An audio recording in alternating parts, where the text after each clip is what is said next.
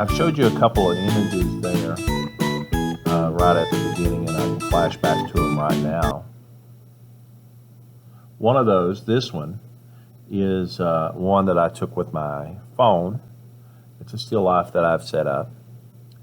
And the really good thing about this one is it's warm, the colors are warm, the tablecloth is warm, yellowish, warm colors. Okay, now let's look at this other one. This other one, I used the this thing that I'm filming with to take this photo, and I like it better. It's more realistic, it's more lifelike, and so I'm probably going to I'm going to actually draw it from life. I'm sitting here right now drawing this, but I'm going to use this as a reference. If I took a photo, I'll use it as a reference if I don't get time to finish it right now. But I'm going to draw it from the angle that I'm setting at. And so, okay, so I'm going to pencil this out just as I see it. And it's a landscape image because it's more long than it is horizontal. I don't necessarily like using just two objects, and I'm going to kind of zoom in on them because the whole purpose of this assignment is for us to play around with watercolor. Now I'm using a pencil to kind of sketch this out, and darker than actually I want. I'll go back and I'll erase it a little bit. So I'm just starting with the apple for the most part. Just, I've done videos about general shapes. This watercolor paper really has a little bite about it, and they call it tooth, the texture of the paper, right? So now I know there's some space in between there. I'm talking about a lot of things here, I guess. A lot of my students want to draw super small, and so by using this small paper, then it also forces us to draw. So a lot of my students want to draw small, and by using the smaller paper and me asking them and you here to draw larger and fill this space. Keep in mind this border will be taken off, and it'll be, so there's the placement for my fruit. And I'm going to also sketch in where the shadow is. A lot of times people forget that shadow, but part of the reason I really like this image is because of the shadow. And I'm going to try to print out a copy here in a second for us to look at. So from my point of view, this shadow goes behind here. And okay, so now a lot of times people start worrying about this background. And yeah, I'm going to do a little artistic license here. And that's what I recommend for you guys too, is sometimes you just have to, I think Bob Ross used to say, you're the almighty artist. Maybe fill things out. And now I need to go back and tweak that a little bit. Perfectly divided piece of paper doesn't look good usually. But I think it's already how I've got this one drawn out. So I want the background to be blue and the tablecloth white, and the red apple and the yellow lemon. Part of the reason I chose those two was to help create this primary color scheme, whereas we're using, so just a general placement here, because we're using primary color now. And you can see that it's a different angle than actually what I drew it from, because I'm sitting in a place where I'm a little off to the side of this and lower, whereas this camera was up. And look at the values of the shadows here. I really like this. Go from there. Okay, so now we have it drawn out. And what I was going to say earlier and finally back to is that watercolor artists sometimes let you see the lines, and sometimes they don't. Sometimes they freehand it all. But I'm not a freehander by any means. I like sketching it out, having a plan. All right, it's time to get our watercolor paints. Okay, now at the risk of sounding crazy, I believe that watercolor painting is very methodical, meaning you kind of have to plan it out. I think from the watercolor artists that I've known, I think they would tend to agree. So let's get started on this baby. And I want to say this too, that nothing beats looking at it in person or live, still life, setup, landscape, whatever, because you can, you're right there with it. But in some instances, a photo reference is your best only way.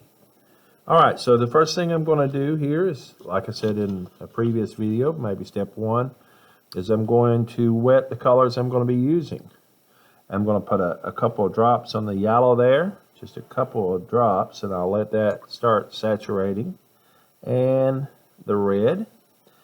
Now, ideally, you'll have a watercolor palette or the watercolor levels or colors use for the colors that whatever you're going to be painting. Just going to let that set a minute, and I probably ought to go from right to left because of the nature of my hand being on there. But I'm actually going, well, yeah, I'll do the apple first. You see I dropped a drop of water there. I didn't mean to, but you can see that glare. And I'm going to use this as a reference as best I can, even though it's drawn from the... I'm going to start out with the apple, and you can see I've dropped water all over the place there. I'm going to do a wet on wet technique, and basically that means you wet the area that you're going to add color, and then you put wet color in there. I'm going to just wet all that area. I hope you can see that. And I would also add that maybe my lines should be a little lighter so they don't show up. Okay, now I've wet this whole area. And one thing I've got to be real cautious about is there's a little highlight right there. And I want it to be light right there. I didn't draw that in there. Some artists will actually draw that in there. So now I've got clean water on my brush, and I'm going to go over here in the center. It's just easier to clean up over there. And I'm going to take a little bit of that, water it down. Watercolor painting involves layering, and that's where people mess up. They want to go straight from here to there, and there's a place for that. Very seldom, if ever. And so I'm going to look at my image here, and watch what happens here. Whoa, you see what happened? It just sucks out all over the place because it's wet on wet. And watercolor, I call it bleeding, is probably a better term. I know there is, I just don't recall it right off. So I'm taking the water from here, and you're going to, let me just put some color through here. And I may have watered it down too much, but I was purposely trying to water it down. You can tell there's not much water up along the top of that apple because it's not wanting to bleed out like I hoped it would. And I just was gabbing and didn't. Now right through here where it's light, I'm purposely going to stay away from that area. Take it over to the edge, take it over to the edge. The really cool thing, and this is why I like the number 4 brush, I just messed up there, but because the point on that thing, I can take and I can push it over there to the edge. I can get a really fine point. And you know what? I'm not unhappy with this right now. I'm not unhappy at all. So I'm going to wash my brush out. You've got to keep your water close, your napkin close. Maybe I should put this napkin here so I don't have to cross over my painting. And I'm going to, now this paint is perfectly fine there. I'm going to get some yellow a little bit. I'm going to do it over here. And maybe, that looks pretty thin, pretty light. If you look along this apple, there's some yellow right through there. So I'm going to wet on wet still. You kind of don't have much control where that yellow is going to go because the rest of that's The rest of that is wet right now. So I know that I want it right through there where I see it, and even if it, and when it's sitting over there, that's the yellow area. And you can't see this from where we are right now. Right there, right there. If we go over that stem, it's perfectly okay right now. Mainly because, but do you see how that wet on wet just kind of leached out or bled out there? And it looks pretty nice. I'm going to do a little more artistic endeavors here. I'm going to take some more of this yellow. I didn't wash my brush out. I'm going to go right through here. I want this apple to be a little warmer. Again, artistic license.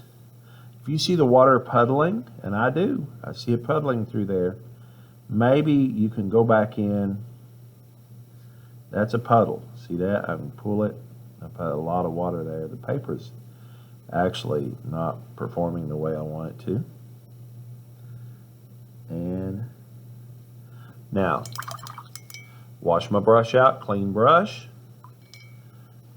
Something else with watercolor that you might do or keep in mind is that you might want to change your water pretty frequently. I'm going to go back in here, and this isn't dry yet, but it's pretty dry. You see how it's not just jumping fast out there into the other. So I'm going to, now that I'm loading that brush, I'm just taking the brush and I'm rolling it, loading it, because I want it darker through here. Just darker. And it's still wet enough that it's bleeding. I want to show you something here. Up in this area. Okay. Now there's a right in there. Do you see that? It's kind of a little dark spot. If I go in right now and do that, it's going to bleed into that yellow. So I'm going to have to come back with it with a wet on dry. But now I've washed my brush out. I'm drying my brush out. I'm going to take my brush and I'm just going to suck up some of that. See how it's and if that doesn't work, because I don't want it to puddle up, if that doesn't work, you can take the edge of your paper towel. You can just barely tip it in there.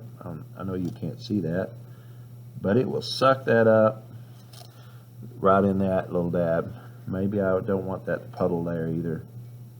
While it's still wet, you can do that without messing your image up pretty well. Okay, see now that was a little bit dry there. All right, I'm going to let that one dry. So part of the magic with watercolor is layering. We're going to let this one dry. While it's drying, we're going to work on this one. And I know the lighting situation in here, you can see my paper is truly puckered. I don't know if that's watercolor paper or drawing paper, the way it's acting. I'm going to see what I can do with it. I think that might be just a good drawing paper. That I'm going to do this one. I'm going to do this one wet on dry, just to show you the difference. So this time, to do wet on dry, you're going to have to, that one had dried up quite a bit. I'm going to water it down. I don't want that to touch. I'm going to go over here and I'm going to just lay this color. See how it's not? Oh, I had some water there. It bled out.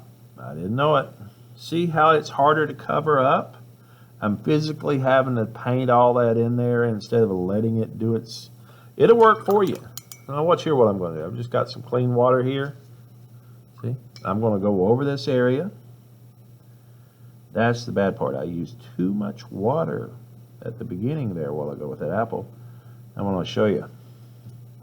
Now watch what's going to happen. I'm just going to go right there. Woo! It's going to go out in there pretty. And it's bleeding out. It's working for me. Now right there's something I don't like is that.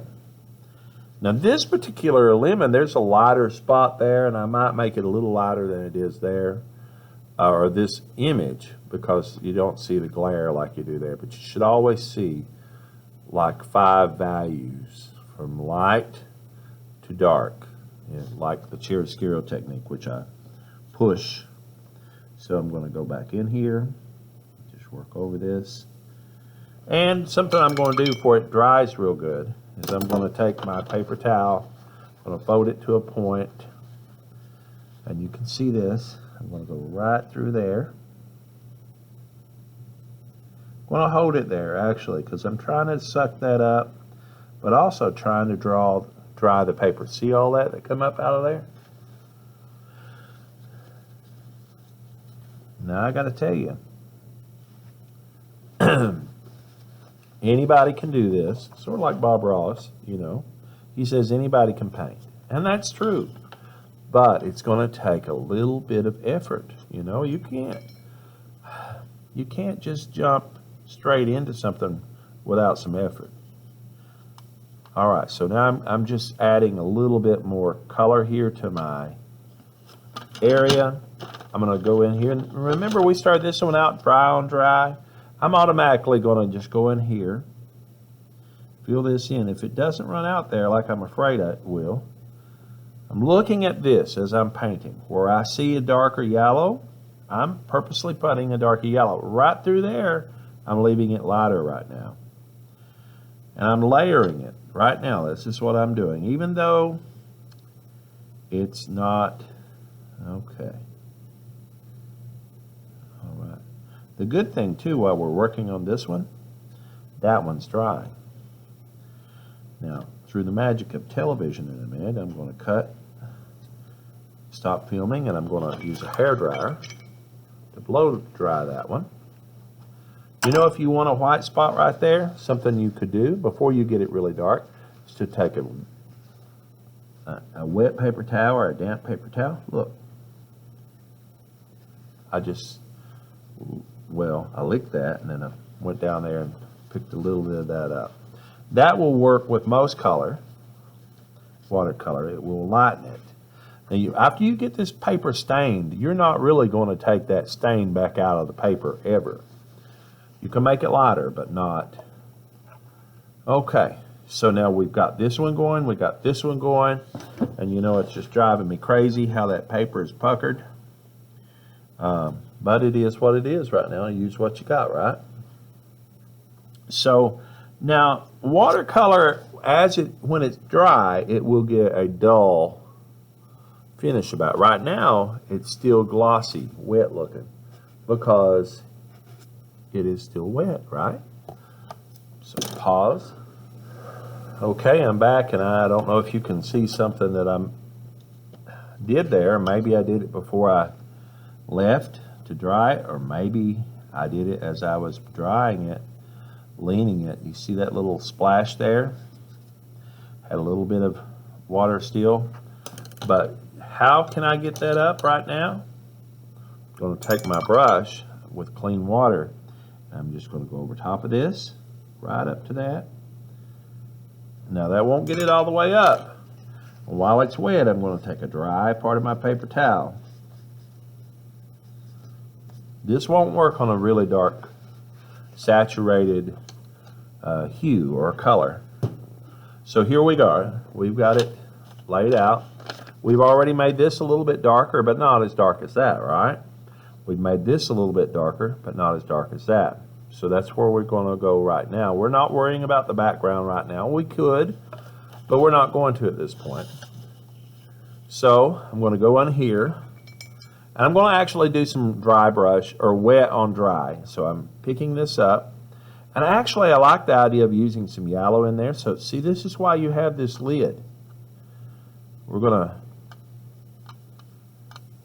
blend those two. It's going to make that red warmer. Red and yellow together make orange, but we're not making orange. We're just wanting to make a deeper, warmer red. And so now, I primarily use a number 4. Most of my painting on a smaller canvas or a smaller piece paper like this will use a number 4 brush.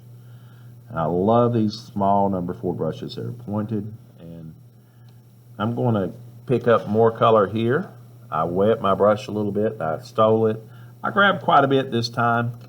What I don't want to see is people, my students, and I've seen, they'll put so much color on there that it's sticky and it's thick.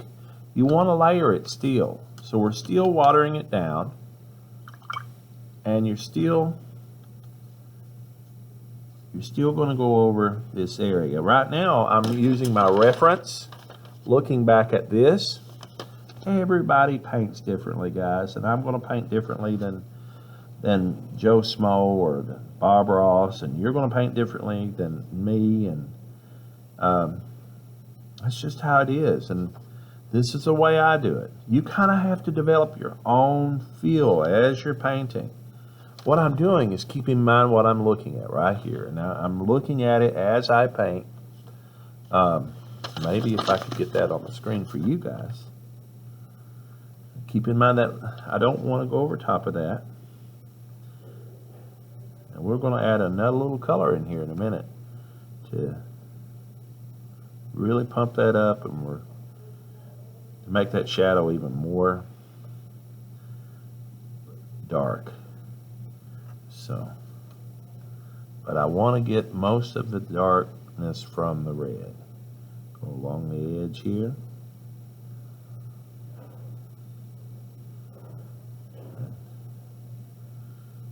It looks like I'm putting it on really thick, but in reality it's just another layer of red. I've got to be real careful along that edge. That edge can kill us. It can hurt us. It can kill us. Yeah. So, alrighty. Let me tell you something here before I forget it. So I'm just washing my brush out right now, and I'm getting a little bit of the water out of it. Washing a little bit of water out, and right along this edge right here, if you want to soften that into that lighter value or lighter color, then go along that with a wet brush. See how that just kind of pulls it in there? Right along in there. And now we're going to let this dry a bit. I'm going to come back in here in this area in just a minute. Well, let's see. Yeah, we can do that. So we're going to go right through there, because this yellow right along in there is pretty brilliant. Pretty solid, opaque. See how that works now? You're layering it. I pick up that red while it's still a little bit wet. Bring it up. Bringing it down in here. That yellow was so nice and strong. That's what I like to see there. We haven't gone in for our dark yet. And I'm keeping in mind which way the lines of color are on the apple too, because I've got to apply it that way too. If it's up and down or sideways, because this is going to help it make it look more realistic. All right. Okay, so you can see that this one's looking pretty good right through there. And I'm going to get more of that yellow. The thing with watercolor, you can just keep adding and keep adding layers.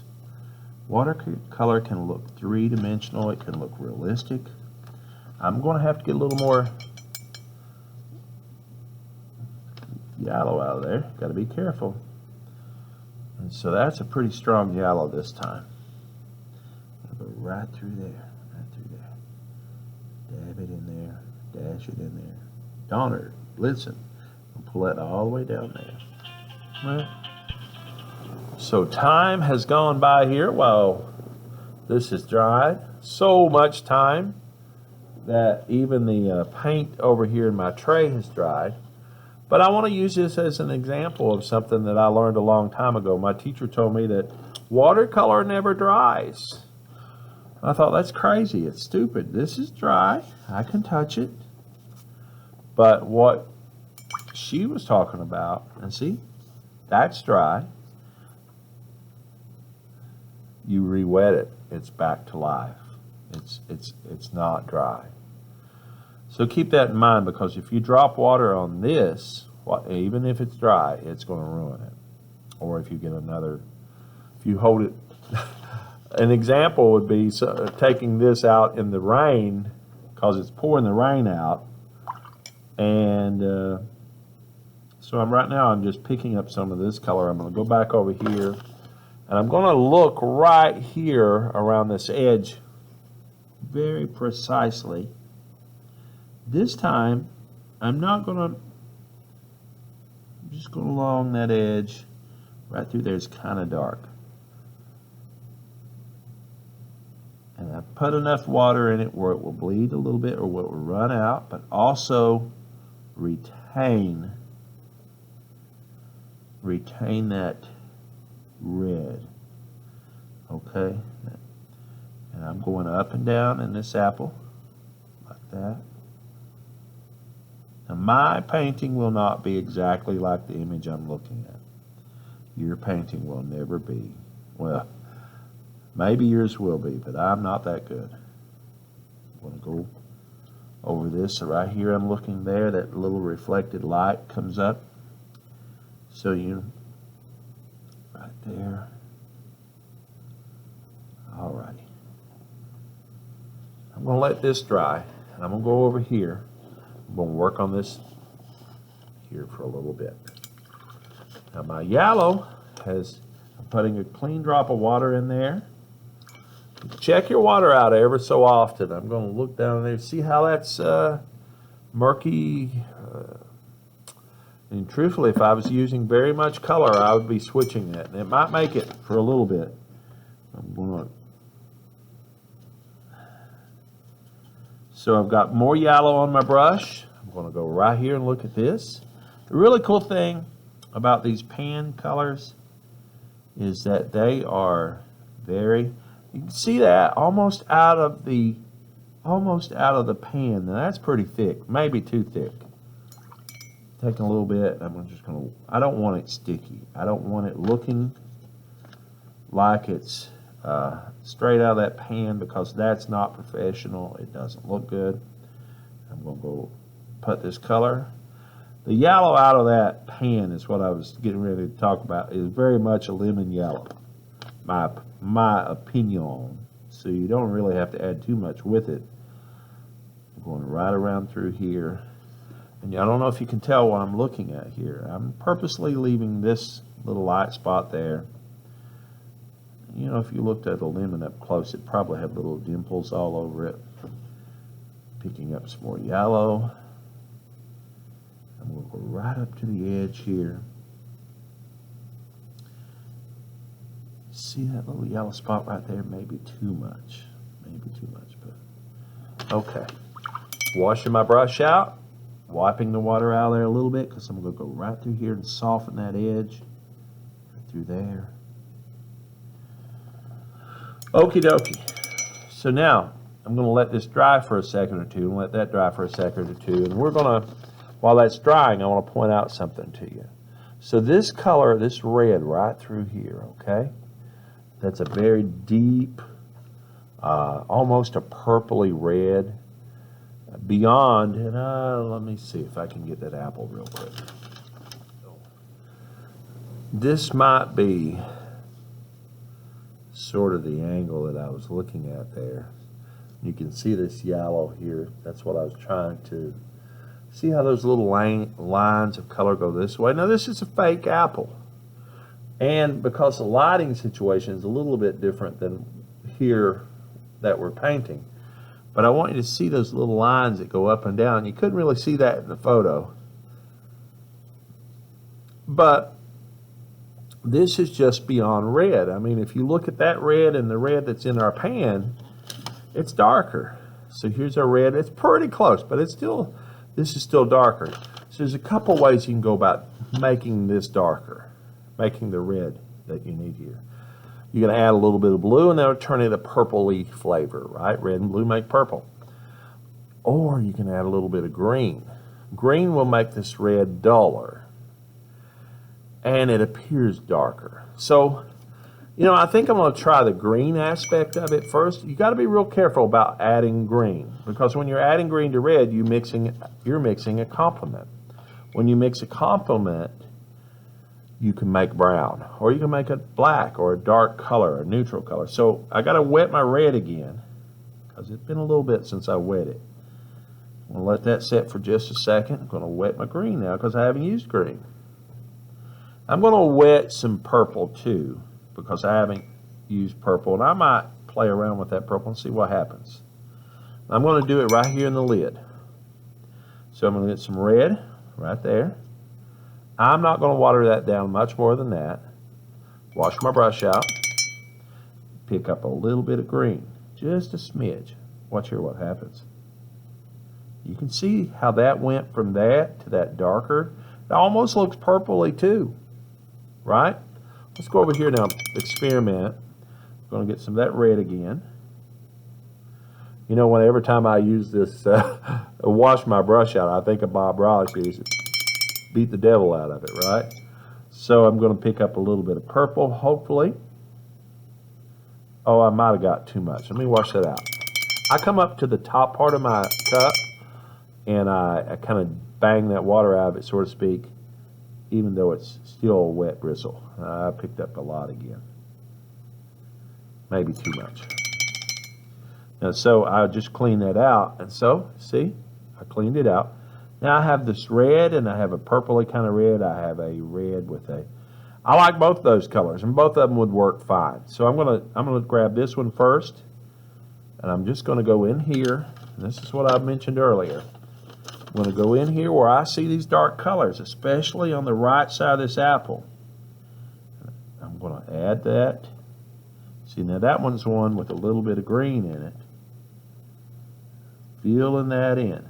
Going up and down in the area, the grain of that color, the way it was laying. I probably didn't make up enough paint there, but I'm going to go ahead and use this. I'm going to use this paint here that I have there to do the same thing. I got to look right through there, okay? I got to come all the way down. Got to be real careful along that edge. So I wash my brush out again. More red, a little drop of green. Maybe a little more green. I didn't wash my brush out. Boom. Oh, I'm going to get some more red. Have your brush, your water, handy. Do not share water with anyone. If I was sharing water, I'd already had to change my water 3 times. You're figuring this out. They're figuring this out. A little bit of red. And, okay, let's do a little bit of purple again right here. Too much purple. So I'm going to do a little bit of here. And so I'm going to fill this in. I made up a lot that time because I'm going to fill that in. Concentrate on that edge. Purple. Oh, yeah. It's looking pretty good. I'm pretty pleased with this so far. Now, keep in mind how that color, what you're looking at too, right here. I'm referencing that. I'm constantly looking back and forth to that. Go right through there. Oh yeah. Okay. You know, I appreciate you watching this. And if you want to get better, it's going to involve you practicing, but also watching other people. Everybody does it different. Everybody paints different. I'm going to take some of the same color. Part of creating a nice looking artwork is using the same colors throughout. And it's called harmony, unity, harmony, pulling it all together, making sure. So I'm not going overboard right here, just a little bit of this. And you can see where my paper's puckering there. Now I'm going to take the same color that I have here. See that little area right there? This is the part that's going to take some time or some precision. That's why I like using this little tiny brush. I'm going to go right in there. You can see my line. And that's dry, but I'm putting this wet color. Wet color. Little tiny. Pull it up. Pull it up. Now I've got to reference my photo. I may have put too much. I did. I got a little bit more than what I needed right in there, but it's okay. We'll fix it. So right there, and if you look right behind that stem, there's a shadow. It kind of goes right through there. And that shadow, yeah, we think a shadow should be cool blue. A lot of people want to use black, but I'm telling you, don't use black. Use a blue. Now I'll come back in there because I've already got that color down. I'm going to go right along this edge since I've got it up here where we can see it good. I'm going to define that a little bit. I don't like doing that necessarily, but I want you to see that edge. See that paint? It's still wet. I'm just pulling it. Okay, so we're going to let this, I'm going to wash my brush out pretty good this time. I like doing that on my hand so I can see if it's not there, but right in here is where I'm talking about. I did too much color, too much dark color there, and so I need to try to take that back up, and I'm trying to use this wet brush, and I don't know if that'll work, but it didn't work. So where's my paper towel? Okay, here's my paper towel, and since that's wet, I can probably suck, yeah. Just take some of that paint right back up off of there before it dries. Okay? All right, so let's work on, I need to look more at this area right through there. Maybe a little more, because I drew it on a different angle, and this one you're seeing more of the top of it. Now, let me pull this out real quick. This is the one I took with my phone. Look how warm this is compared to this. Okay, warm and not warm. All right. So we're going to take, oh, I left my brush sitting in there. Don't want to do that. I'm going to take just some red. Right here. And I'm going to water it down right through here. A little bit. Maybe that's too much. A little bit more water. I want to pull this down just a little more. Red. Okay. I kind of like to feel this one better. Okay. We're going to let this dry. I don't like that outline because in reality there's not an outline there. I'm going to try to soften that by adding just some water. Soften that outline. Okay. Well, I can live with that, I think, for right now. All right. Now, realistically, I know that in class you may not get to paint this long or in your setting wherever you're painting. Let's talk about cleanup because I'm gonna add some water here. Drop it through there. Just water because I'm gonna switch my water out here, but I also want to clean this tray out while I'm doing it. Your paper towel. I'm just gonna wipe that up as best I can right now while it's wet.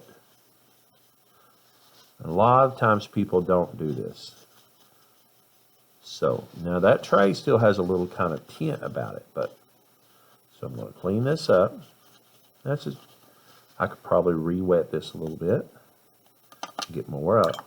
Oh, hope I didn't flick that on my brush is setting in my water. Breaking my own rule. All right, let me get that brush out. Go switch some water. I'll be right back. Okay, I'm back here and I've got clean water. My cups are dirty looking because I use them for acrylic paint and whatever. And that's a taller cup. And so now I've got clean water in here. I'm going to drop this water in here. I'm going to finish cleaning this up because let's just say we're putting up for the night. We don't want this to stay in here overnight and dry. If you're at your own home or whatever, you do whatever. If you're in my class, then you clean this baby out, okay? Now, that's stained a little bit. Yep, it's stained a little bit. I could use a wet paper towel, dip it in there, wet. Maybe a little more of it.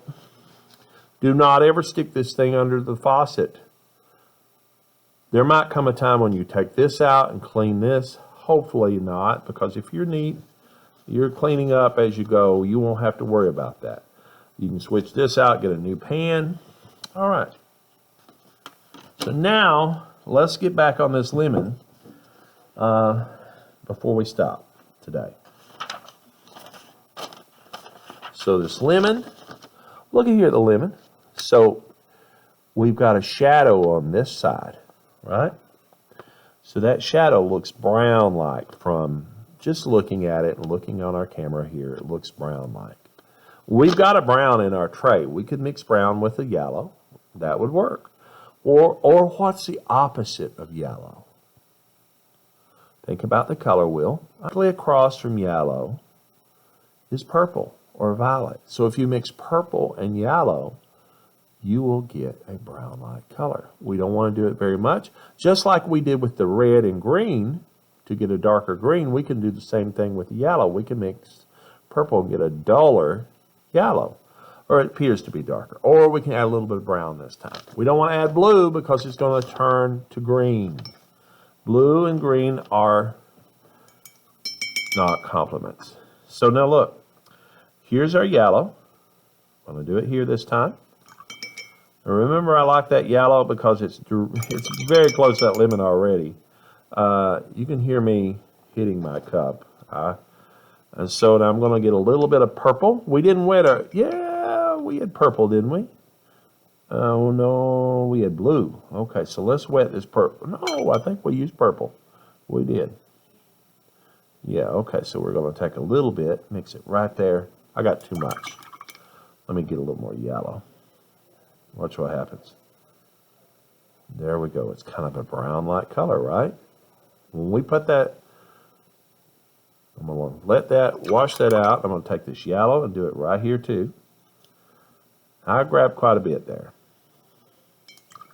And I'm going to wet the brown. I should have did that earlier. Wet it. I didn't use black yet, guys. I don't want to use black. I'm letting that set for a second. Maybe it's enough. Just get a drop on there. I'm going to mix it. Oh, look at there. Now, if you look at that compared to that, I kind of think that one's a prettier color. This one's a little duller, but it's a brown-like color. If we mixed a little yellow in there with that, we're close to that. Okay, so it doesn't matter which one of those you use. It's up to you. I'm going to use this one because it's on my brush. I'm going to get my reference material. And I'm dry or wet on dry here. I'm going along the edge of this brown-like color. I'm going to load my brush back up. I'm going to hit this one too. I'm going to use them both since I got them out here. Just trying to paint where I see it. Paint where I see it. That lemon, this is the end that I call the pucker, so to speak. The protruding end. Load my brush. That lemon, like I said earlier, has little dimples on it. But I've used this number 4 brush for the whole thing so far, guys. And really, using the little pans, I don't know if you would use a giant brush in that little pan. I wouldn't.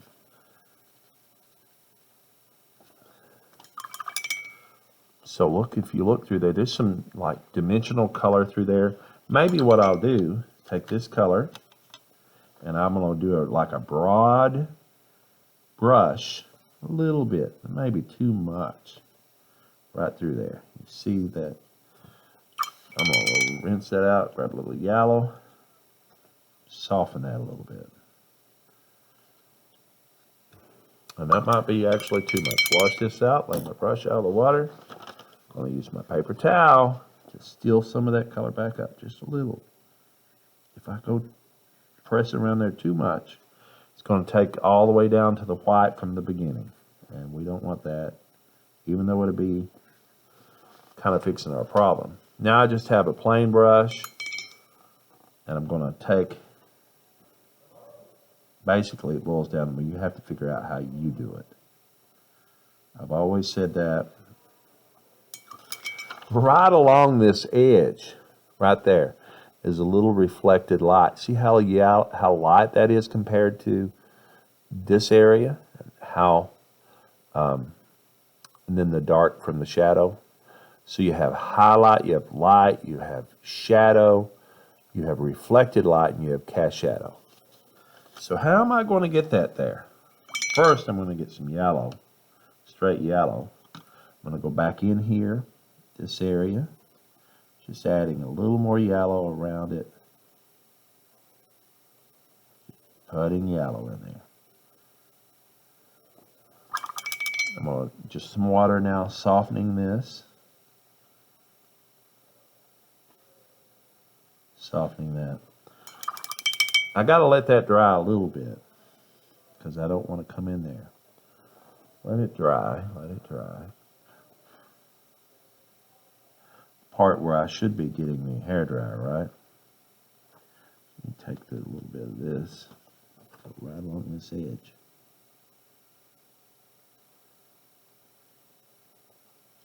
I love the number 4 brush for that detail. Now I'm going to just clean my brush out, and I'm going to go right along this edge with a clean brush. And basically what I'm trying to do is suck up some of that color. I wet my brush, dry it a little bit. I want some moisture in that because it's got to suck it up.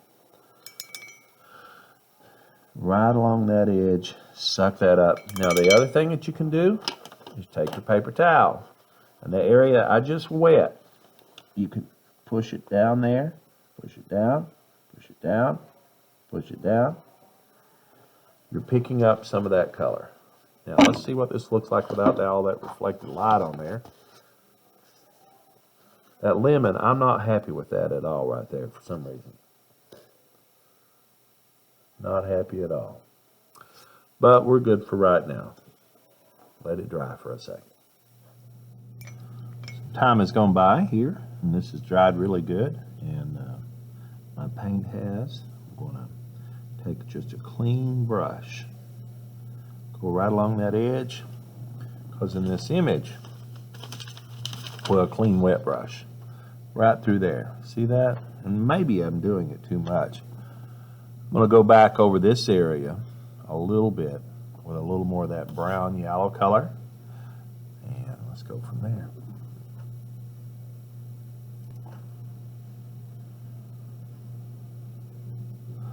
All right, so I've made up some, here's the yellow brown like color here, and I'm going to go over this area here just a little bit more. Got to look at my reference, and that's, I guess that's what I want to push a little bit. And sometimes we have these things at hand or set up on display and we don't use them. We don't look at them. I'm over. A little bit darker brown there from my palette, just a hair.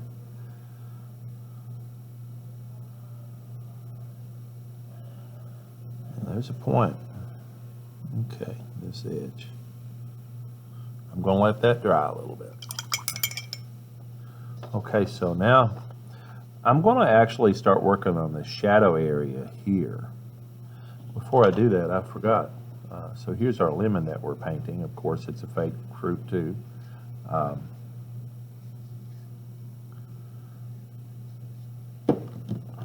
Okay, so looking at this shadow area, you know, first, I know that when you learn how to shade, you're thinking use black for shading. Black pencil, black charcoal, black. And that's normally the case. When you're drawing, you're shading with black. I'm going to suggest that you use blue and purple.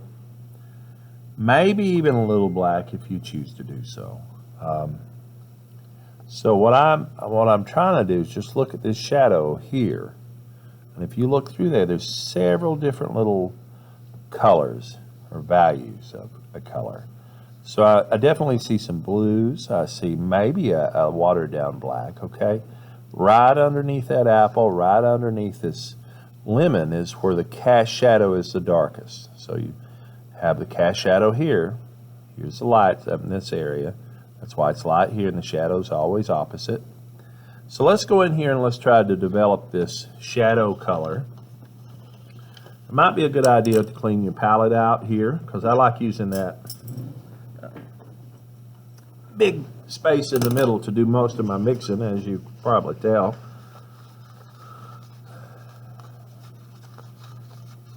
Now, since that's on a white tablecloth, that's the reason that I'd probably go ahead and use a little bit of black. You can see that some of that's there. Okay, so I actually wet my purple and blue already. I need to put some water on my black and let it get a little bit wet. I'm gonna let that set a second.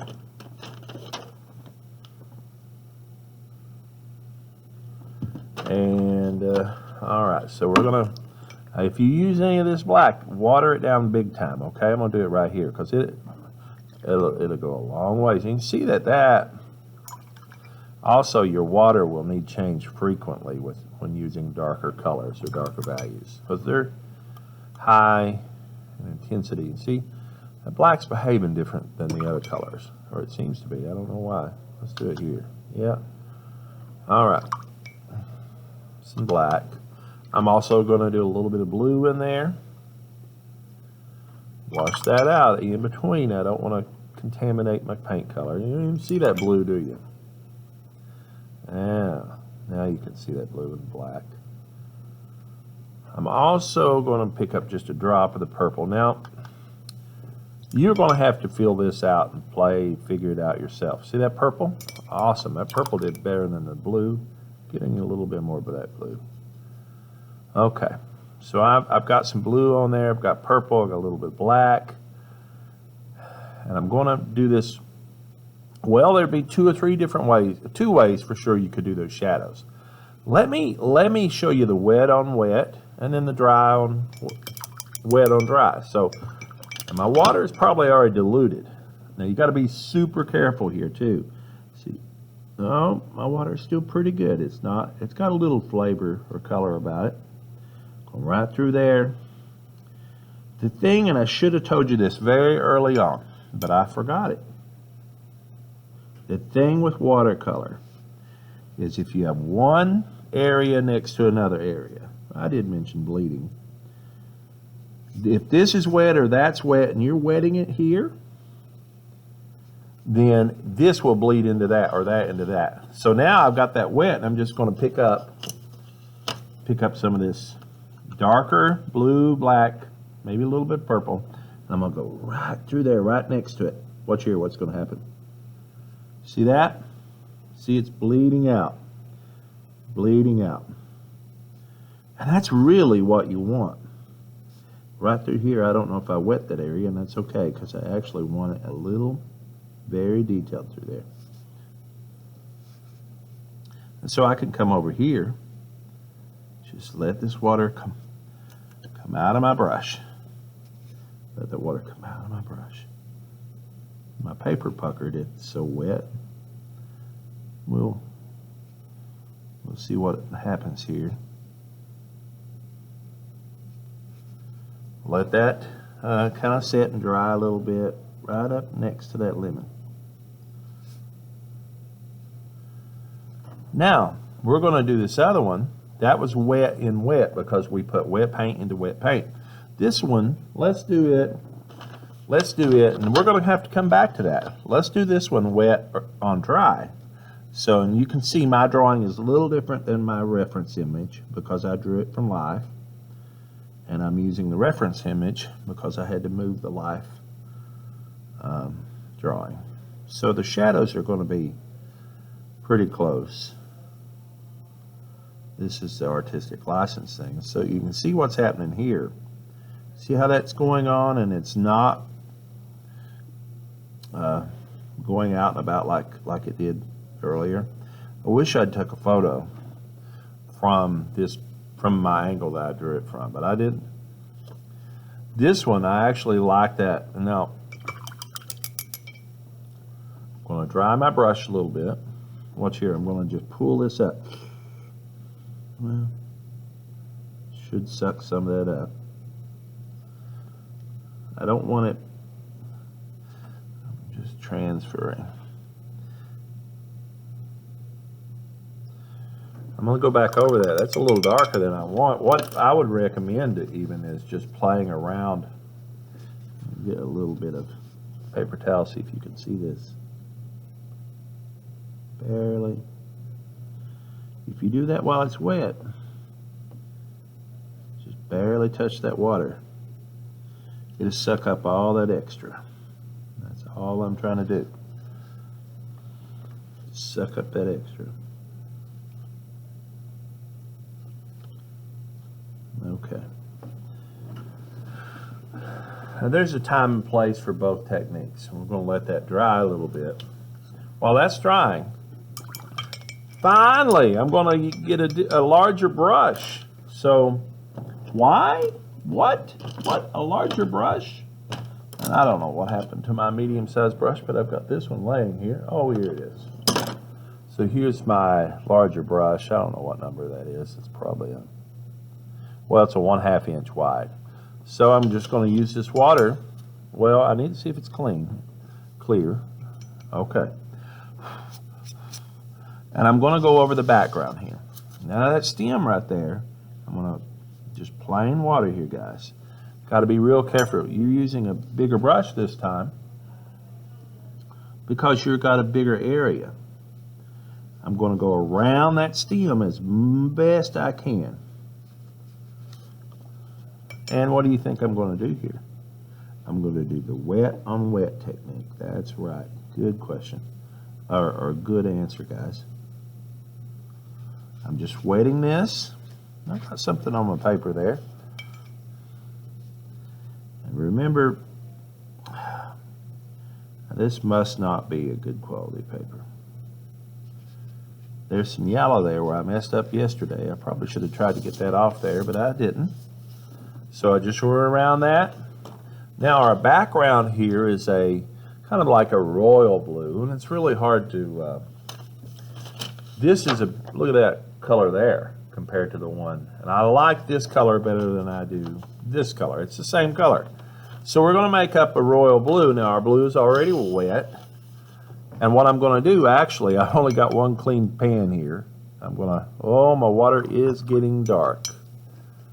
Okay, let's see if I can, yep, it's getting dark. That's a good way to check. I'm going to have to switch water. I'm going to do this, I'm going to hit the corners first. I'm going to hit this corner.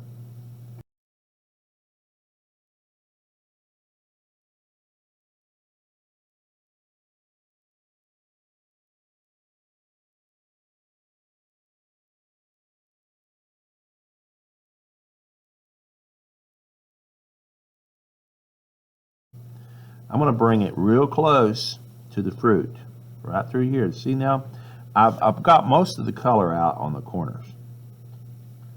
And I did that on purpose because my brush, this background is wet. It will take that color up. If I get fairly close to that lemon or to that apple, it will bleed over. That's the whole purpose, putting that water down first. And I'm going to bring this one. You can see my paper is puckered. What I'm doing right now is just taking advantage of time. I hit that apple a little bit there, and there I went over my stem. But it's okay. Come back this way. You know what I see a lot too? My students, watercolor paper, you can tear it. You can tear it all to pieces by overworking it. What do I mean by that? You're going back and forth over the same area. But now I don't like this little puddle of water that's happening right there because it's puckered there. And I'm going to use my paper towel, just turned around here, to absorb that. You can almost see it just suck right up through there. Let's find another clean spot. Might be a good idea to get another clean paper towel here in a minute too. See that? How I'm just go over that while it's dry, wet. That will. I'm also seeing, maybe you like this kind of background, and that's great if you do. I don't necessarily want a solid blue background, but I do not want those puddles. All right. I think something that you're seeing, hopefully you're seeing here.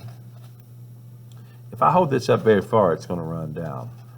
But if hopefully something that you're recognizing and seeing is that watercolor dries lighter. All right. So we're building here, and I'm going, while this is drying a little bit, I'm looking at my reference. There's definitely some more shadow needed here, needed there. Maybe even some on the tablecloth. Let me look back at the other reference. So now look here at the shadow, the tablecloth. It even has a warm look about it because of the different camera I use. And I guess you could change all this with filters and stuff. A little note here. Without that background, you still need a shadow. You need a shadow on a surface of some sort. The shadow helps it feel grounded, like it's not floating in space. And I wish I'd mentioned that earlier, because when you don't have a shadow next to your object, under your object, it's floating. It looks like it's floating in space. A little bit of time has gone by here, and I'm going to work back on this again. I tried to let that dry a little bit because I want my shadow, I'm going to go more or less wet on dry this time. So we're going to pick up some of this paint here again. I'm going to look at my reference photo. Always use the reference. I'm going to go right under here. Whoops, I just went over that, didn't I? It happens. Right here's where you make or break it sometimes. Your hand is not steady. If your head is not steady. Okay. Now, you know, as I said earlier, I want it darker right next to that. And if you look at this, it kind of flares out a little bit. I'm going to let that just set for a second. And I'm going to come back to that, and I'm going to water it down again. I'm going to go right under here. This is why I love these number 4 brushes. You can do some major detail. Maybe too much of a harsh line there. We'll see. I'm going to do it a little bit like, okay, so here's why I didn't take this all the way out there. Because I'm imagining lights coming from here, and this little protruding part of the lemon is blocking the light, and so it's going to have that little shape of shadow in there. I'm going to let that dry a second. I'm going to use some water to kind of just soften this edge, and I think that's probably dried enough. We'll see. So it hadn't really dried much, but I'm softening that edge. I'm going to give it a second or two more.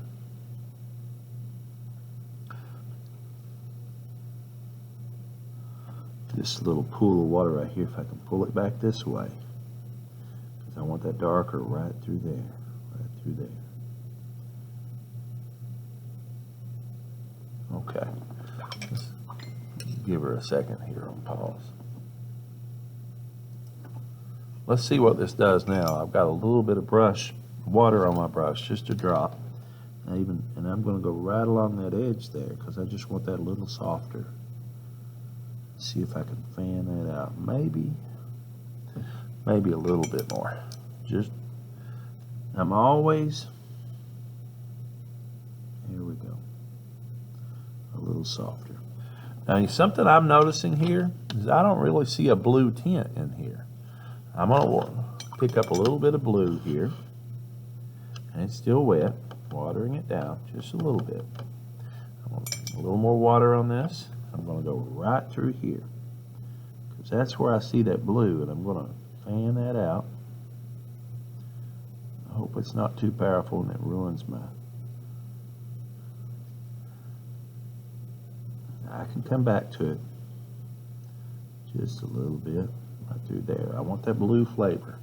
Also going to use some of that blue right through here. Something I didn't mention is that that purple color that we've got in here, the purple blue, it's a complement to that lemon. You know, when you see red, you want to see green. When you see yellow, you want to see purple. Come right next to that. Now there's a little dimple right here. Let's see if I can, it's hard to see on this image, but you can see the dimple right there. There's a little dimple right there too. So I'm gonna, a little bit of darker watercolor. I'm gonna go right in here. Make sure we can see that up over that, up over that. Maybe too much. See that red mixing in there right now. I don't know if I like that. I might have messed it up. We're going to have to let that dry a little bit. Well,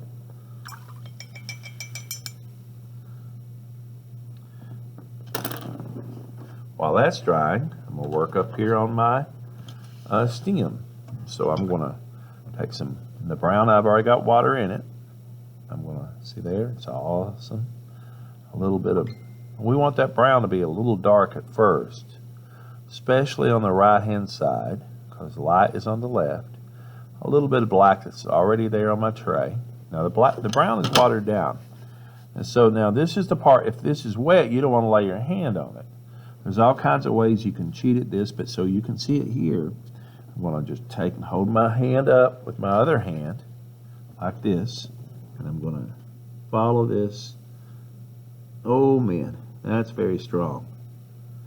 I'm going to cheat a little bit here. Wash that out. Wash that out, and it's just got plain water in here right now. So, yeah, that might be too strong. Well, this is the part where I might have messed the whole thing up. Trying to look at my reference, too. That goes down right there. Right there. Wash my brush out. Now here we're going to cheat. We're not cheating. I'm going to use my paper towel. I'm going to try to, now if you've got a dry brush on the side, and it so happens I do, you remember that one that come in that packet? I'm going to take that dry brush and I'm going to put it right here, right there. Pick that up, pick that up, pick that up. My stem's too fat, guys. Just stick that down there and see what happens. The bad part about sticking that down there is you might spread the paint. You don't want to spread it. And that's what I've done. I've got my stem too fat. It happens. Okay, back at this real quick. I'm going to take this blue background color and a little bit of water. See a little light spot right there? I'm just going to go over this a hair. Right there. Hopefully that brown is not going to get over in there. Right next to that.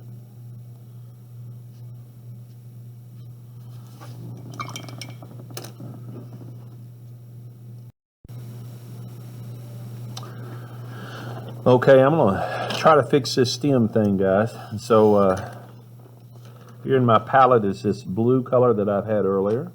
I'm going to get my 1/2 inch brush back. I'm going to actually just apply more blue. I'm going to do it wet on dry this time.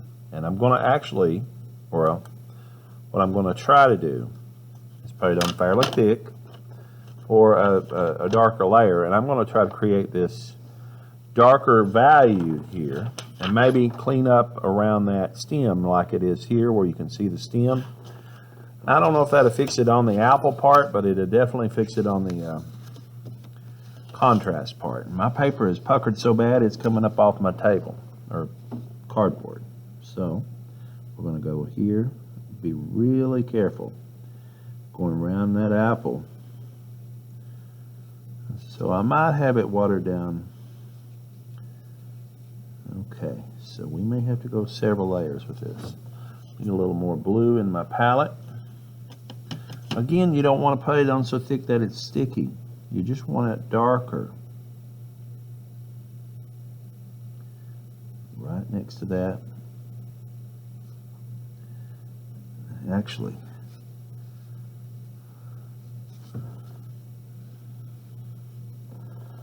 so we're going to cover This is also going to provide a better... Now there's probably other ways of doing this. I'm sure there is. This is how I'm doing it. Basically, you have to figure out how you're going to do it.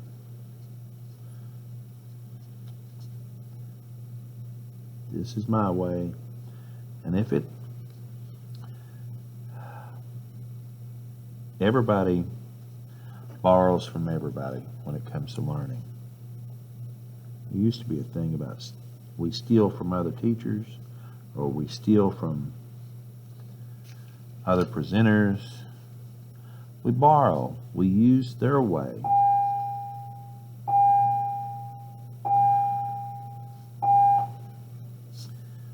We borrow. We use their way and make it our way. We modify, we change. So I'm going to let this dry.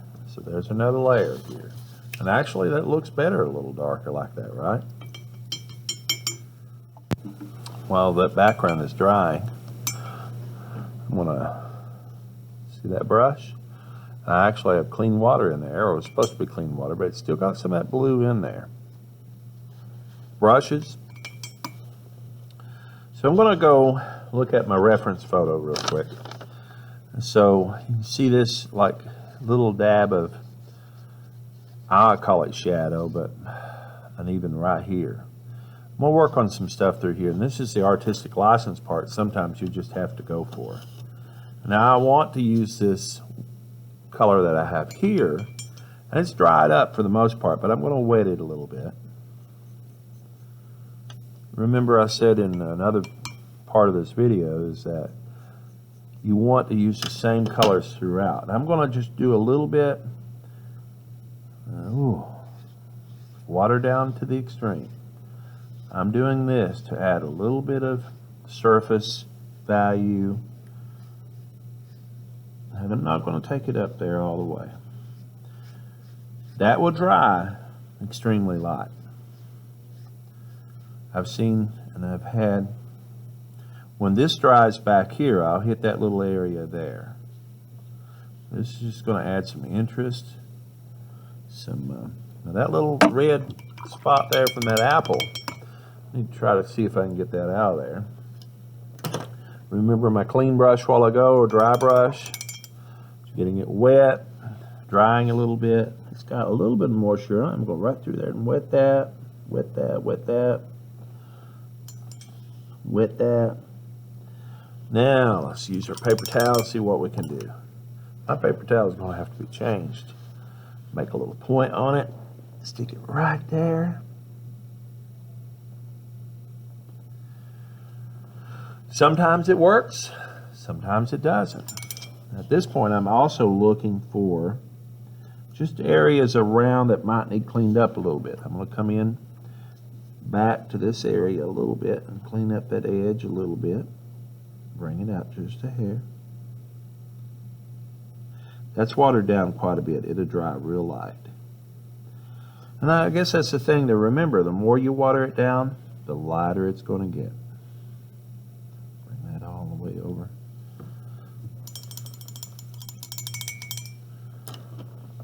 Beat the devil out of it, as Bob Ross says, right? I like how this is drying here. That's a little splotchy there, a little splotchy there. If I mess with it at this point, it's, now you see my stem?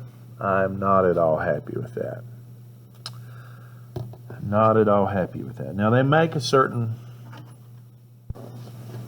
okay, while this background is still drying, we're going to come back to the background. I'm going to turn this around, and that's the thing too. You're not locked in or locked down, or turn your artwork around where it's easiest for you to reach.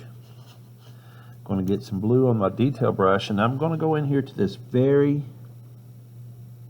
I'm going to make that line as nice and crisp, sharp as I can. Let it kind of flare out a little bit as you come around there. Just getting blue back out of my palette where it was there earlier.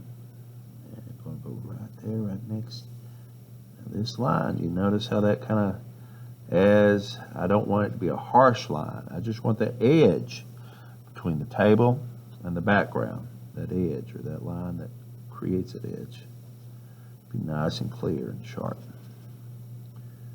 So also using this watered down blue just to kind of clean up around the apple a little bit, around the stem a little bit.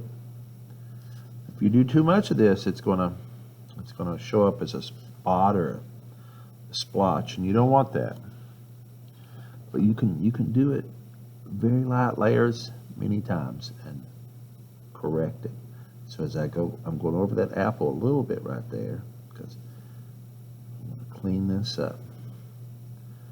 Up over this stem a little bit right here because I'm going to make that stem lighter in just a minute. Fanning it out. It's almost a dry brush technique right now. I'm just using what's on that brush, not pushing real hard on the paper, just cleaning up the edge. Because I want that nice, crisp, see that? I just lightly bring my brush up as I bring it out too. So, that background's looking better and better. I'm okay with that. I'm gonna let that dry a little bit and go one more layer of blue. We'll see what happens. Let's try to wrap this baby up. Okay, so I'm gonna go back to the background. Got my medium-sized brush or my half-inch brush. My blue still, well, maybe I need to put some water in there. Just let it get in there and saturate a little bit. So we're going to go over this background one more time. We're going to work on the stem. We're going to wrap it up, I hope. So let's see. So you want water and color, but you don't want so much color that you get. Okay, so now I'm just letting that brush suck that up. I'm going to turn my paper around like I said earlier. I'm going to go right along here. Oh yeah.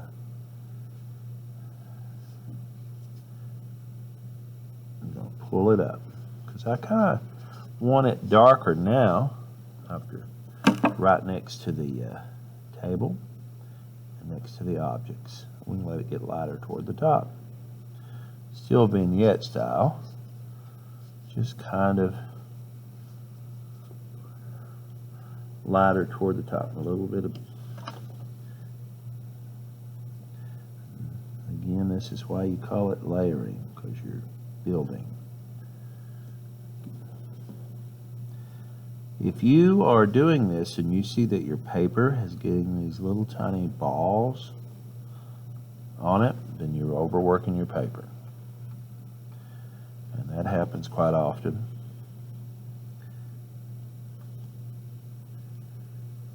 As you're working this too, if you happen to notice like this area has a little puddle, we'll have to pick that up and bring it up here.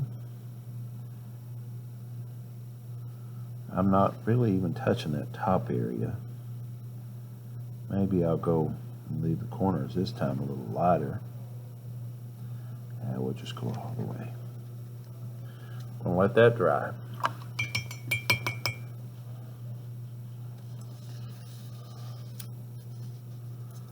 Let's give that a few minutes.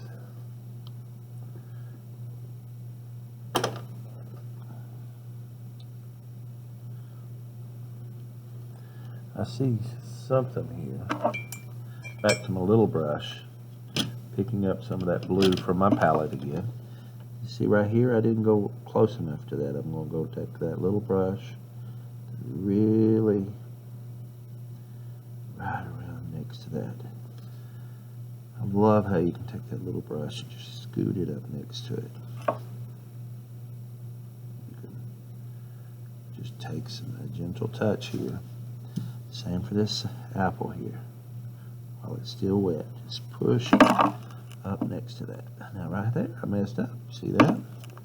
Went over that apple. Gonna go around that stem too. That's the part that's been driving me crazy. So I'm gonna go right here, the point of my brush, right through there, right through here.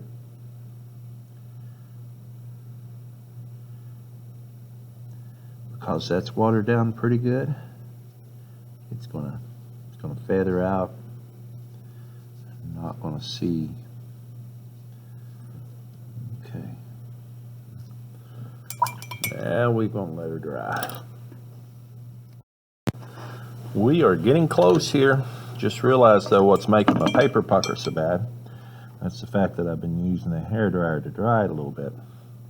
So now I've just got clean water on there. I'm going to go right here on top of this stem, on the left side especially. I'm going to wet it. Wet it. You know, the lighter something is, the larger it looks too. That's just an illusion. So I wet that so I could pull some of that color back up off that with the paper towel. And I'm going to get a little bit of this brown and still right there. I've got just a small, I want to try to use the tip of that brush right along, especially the left side. Not going to do much on that right side, or I mean on doing the brush on the right. I'm going to go back here. I'm going to get a little of this color here, still floating around in there. Maybe a drop of black, which I really don't like. I'm going to go right in there where I went up over that apple a while ago. And it's still maybe a little bit right here. Okay. Now something I've debated on here, looking at my reference image, it's a light right there. There's really right in there maybe a little bit of light. I'm going to take just some water and I'm going to take and steal a little bit of that color that's around this light. Just a little bit. Make that less bright. Okay. Now, this part right here is kind of, it's almost like the lemon needs a little more shadow right through there. So, I'm going to go back to the yellow, and we're going to take a little bit of yellow. Yellow's still wet, which is good. A little bit of purple, and the purple's got a little bit of water in it. Oh, got too much. Just getting a little bit of it out of my tray. Going back here. Okay. Going to get a little more yellow. Back in there. So this is a little darker than what I had. I'm going to dry brush right along in here. Right along in there. And I think that's actually going to be better. A little better than using that brown. A little shadow right through there. Smooth that out. Pull it out so it's smooth, dry smooth. Pick up some of that brown. I mean some of that purpley, dark purple color I've got there. Just a little bit. Shouldn't really be any shadow up there on top, but that's the way it looks in this image. Over to the edge. Right through here. Right here on this area. Kind of a little dimply area. We're going to let that dry and see what it looks like. While that's drying, my brush has just got a little water in it. I'm going to take this, and I dried it actually. Fan it out just a hair. We're looking back over it now, just for some fine details that we might want to put in. Got to come to this area. Remember I said I was going to put a little bit of color in there, a little line, and so we're going to get our brush a little bit wet. And if I remember correctly, we used this black light color that's right through there. Now I'm going to go very lightly right along in there. We don't want to necessarily, maybe a little bit more. It's going to drive super light because it's really watered down.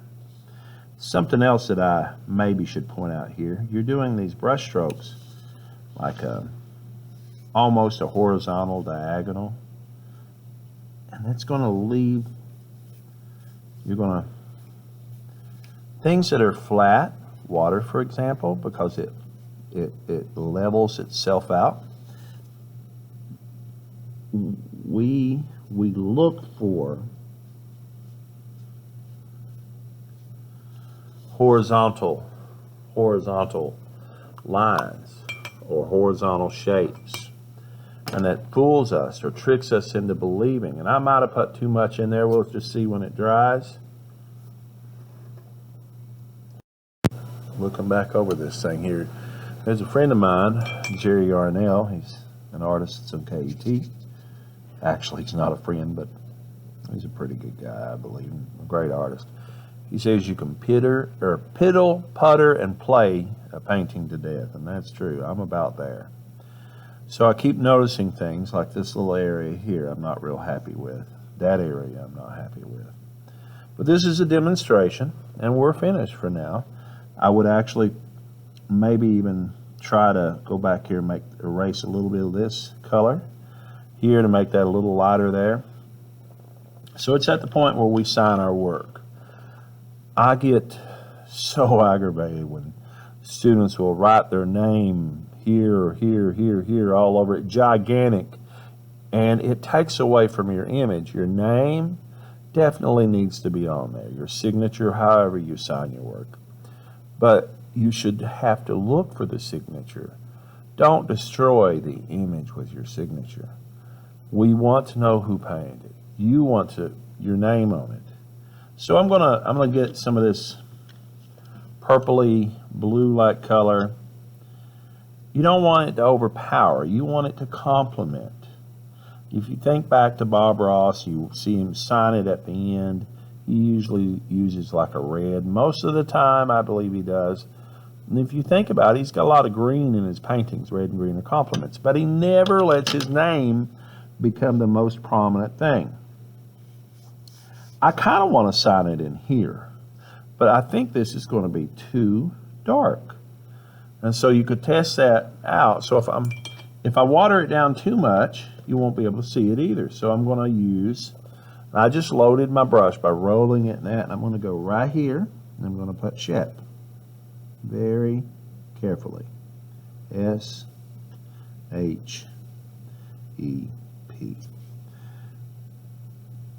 22.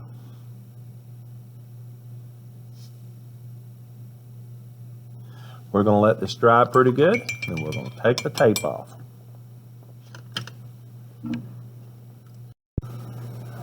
All right, we're back here at the end of our painting, pretty much. I want to show you something here. I was noticing this. There's a little, you see that sticky spot right there? Actually, I got too much color there. I'm going to take a clean, or I'm going to take a water and a brush, and I'm going to take and dilute that. First off, I can't stand that sticky stuff, and I don't think it's very professional. Bring that up here. And I might even have to go over that again, because I just want that to come up, not be sticky. All right, we're at the part here where we peel our tape. I want to say this, and take your time. And it doesn't matter how you take this off, but it does. So I'm starting over here where I put the last piece, and I'm going to go very slowly. As you want to just take your time. Even at doing this, you might rip your paper. But notice that I'm keeping my fingers close to the paper and close to the tape. And I'm pulling it straight in the direction that the tape is on. If I pull it to the left, it will pull in, maybe tearing the paper. If I pull it to the right, it will pull that way, maybe tearing the paper. But doing it this direction, so this is not a race. Your paper, so now you'll see why it really helped to put a little dab of thin wash there on that table for the paper or the table to create the illusion, especially when I am kind of pulling to the left. So straight, nice and easy, not a race.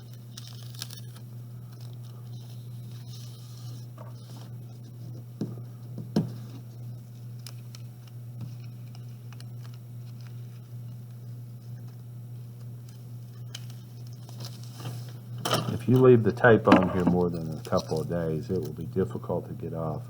But you want to make sure your tape or your painting, right here's a little problem. You want to make sure your painting is dry before you pull that tape off. If it's not dry, your paper will tear. Okay. And there's another problem. But I might be able to clean that up. Something else you can cheat a little bit on is maybe take an eraser and erase that, but you don't want to wear a hole through your paper.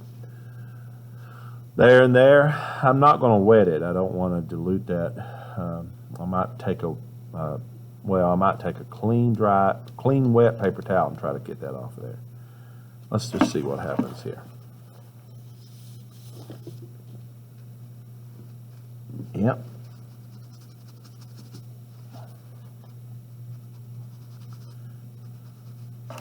Try an eraser on the other side and see what happens. An eraser does the top surface of the page. Yeah.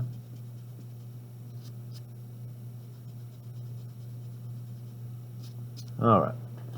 Well, as Bob Ross says, happy accidents. There's our finished watercolor primary color painting. If I had one more criticism to say, here we are, we're our own worst critic, right? If I'm thinking about this line back here in the background, maybe I should have taken a ruler. Well, it's not bad. That's pretty nice. All right. I look forward to seeing you next time. Thank you. Have a good day.